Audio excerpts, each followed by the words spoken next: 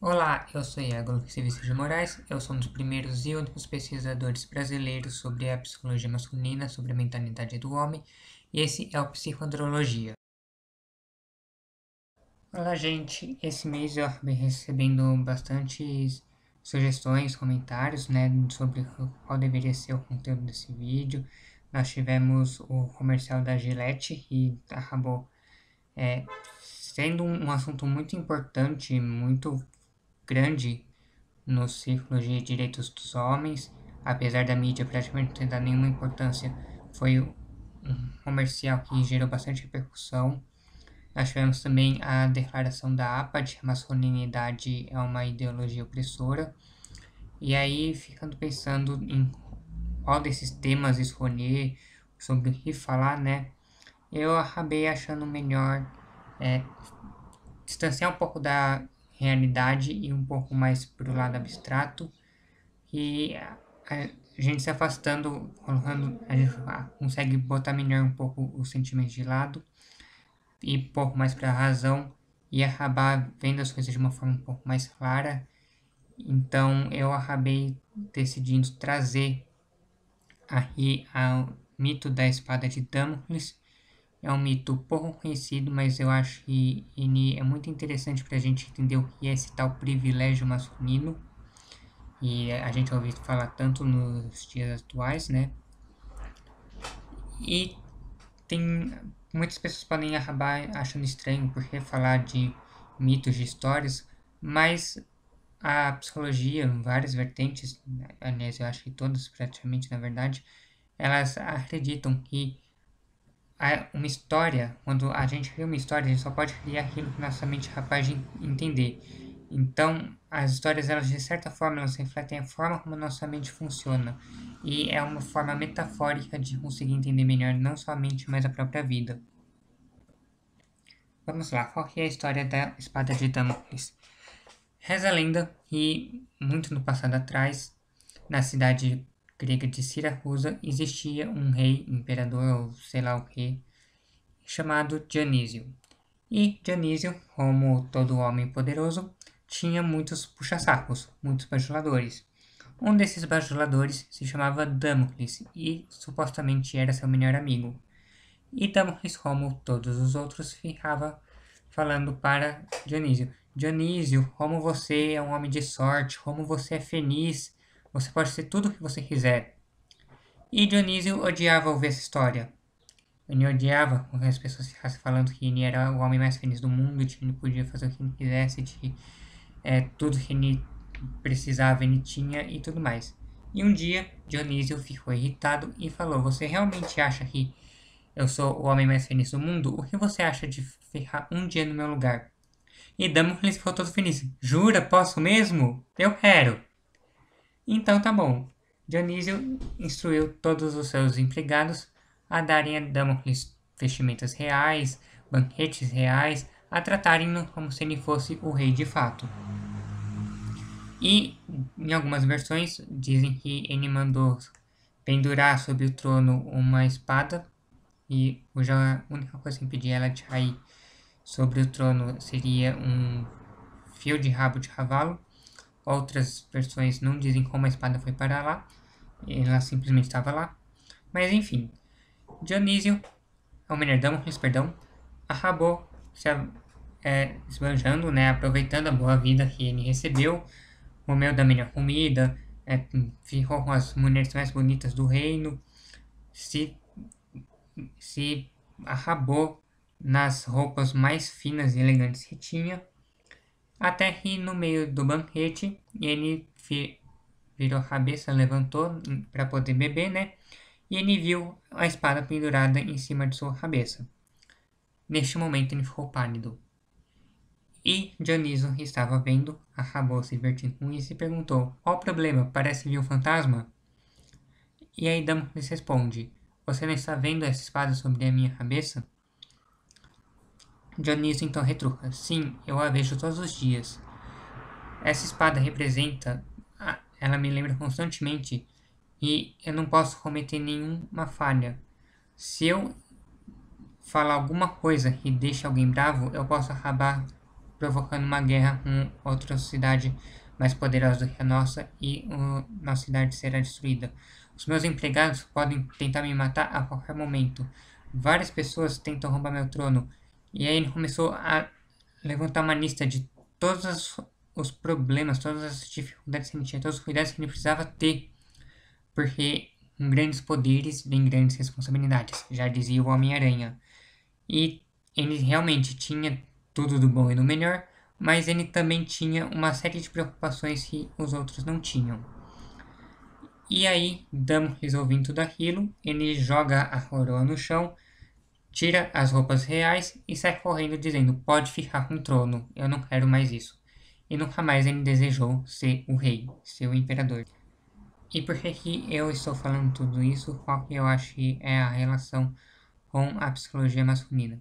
Eu achei esse mito, ele ilustra bem o que o Warren Fortune fala de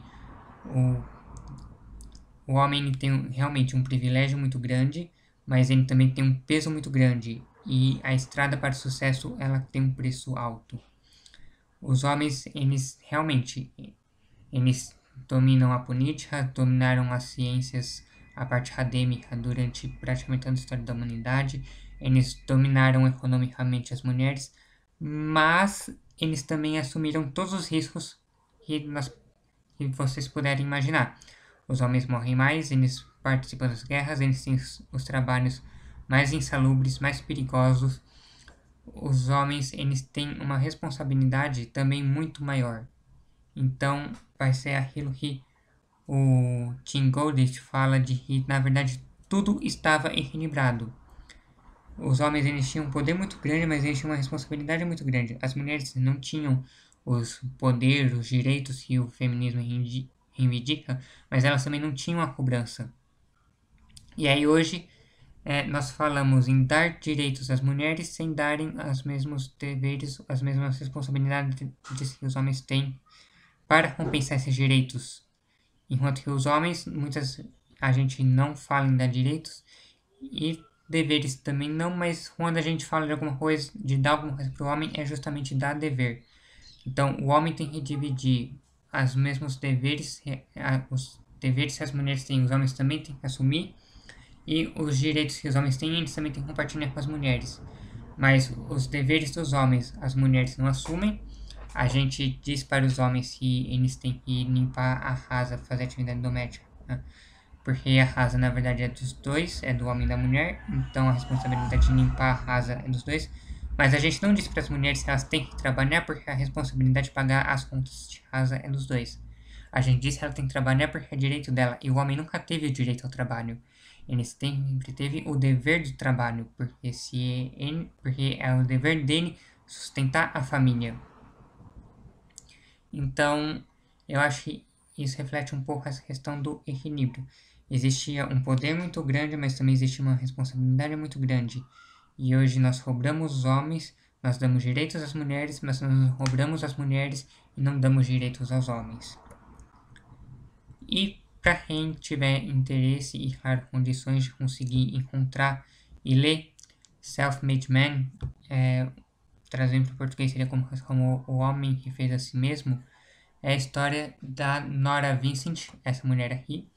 Ela era uma jornalista feminista e lésbica e decidiu provar ao mundo, mostrar como os homens eram privilegiados, e durante mais de um ano ela se fingiu ser homem. Esse daqui, o Ned,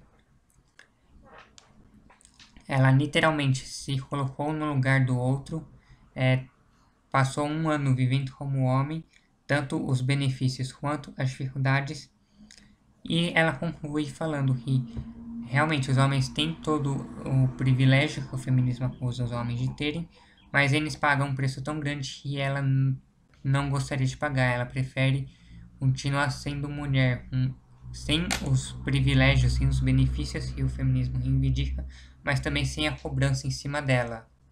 E aí, claro, não estou falando isso para dar a entender de que a vida das mulheres é melhor do que a dos homens, ou de que a dos homens é mais difícil, os homens são os coitados que deveriam ser apenas eles.